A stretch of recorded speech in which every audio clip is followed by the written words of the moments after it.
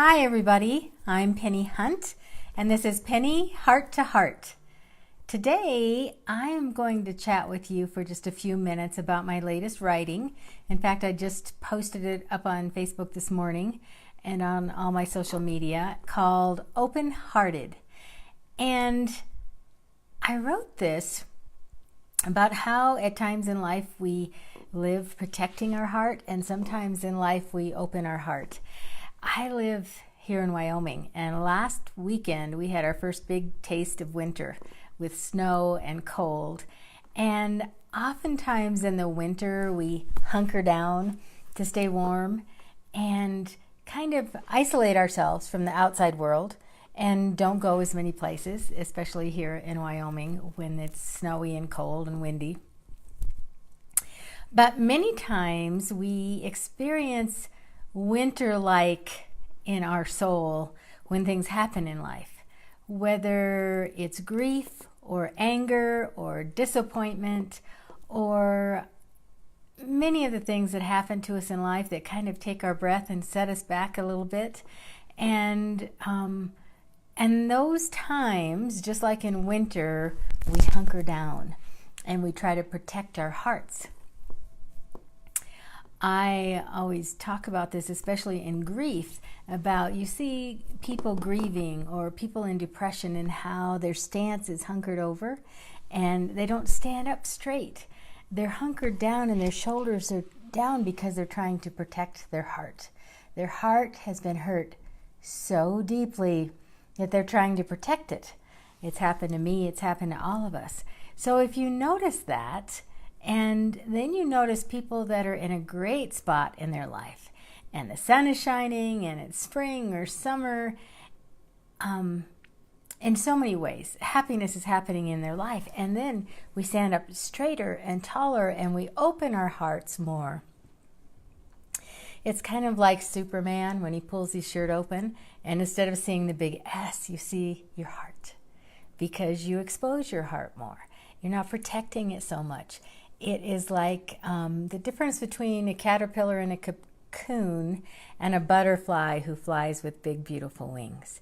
So when we are in protect me mode, we're like a caterpillar in a cocoon. We're all cozied up in there, trying to protect ourselves, covering our heart, curled into a little ball, our shoulders come in, our chest sinks because we are trying to protect that.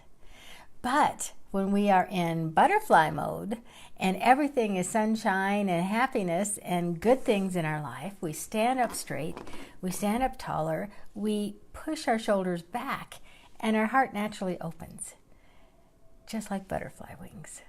So we do that and we live in a more open-hearted way. But what I wrote it for was to explain that we all have times of both, and it's okay. It is okay to be cocooned during times of stress and hurt and disappointment and grief. And it is also okay to be the butterfly out there with an open heart and enjoying life in the world. It happens both ways to all of us. And so I wanted mostly people to notice when we're doing it, because sometimes I think we can cocoon a little bit and we go into protect me mode when maybe it's not necessary. Maybe what we need to do at those times is exactly the opposite. Open our wings and fly. And maybe if we noticed when we were doing it, paid attention to those moments that we're cocooning and those moments that we're flying and see the pattern in our life, the rhythm of our life, what it is that really makes us pull back and what makes us come out and shine, and try to manipulate our lives a little bit so that we have more moments of sunshine and flying with our butterfly wings than we do moments cocooned. And also notice this in others, in your friends and your families and people that you work with and people that you love. Notice when they are cocooning and why. And what can you do to help them? And also be very sensitive that sometimes they need to cocoon. And there's nothing we should do to help. There's nothing we can do to help. And in fact, maybe we are doing them a disservice if we try to break their cocoon sooner than they're ready to come out, just like a caterpillar.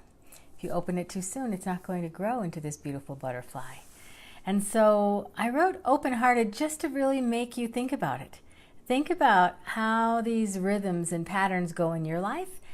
Maybe you're one of these people that you don't like winter and you have seasonal disorder where it starts to get gloomy and cloudy outside, and that causes depression and causes you to cocoon. Maybe it's just different things that happen in your life that cause it. But I would appreciate it if you haven't read it. The link, as always, is with this post. You can go back and read the writing, Open-Hearted. You can listen to the audio, or both. And then I love it when you comment and tell me what you think and how this has affected you in your life and how you see it in your life, if you have even noticed that you do it. Maybe you're one of these butterflies that has never had to go in their cocoon in life.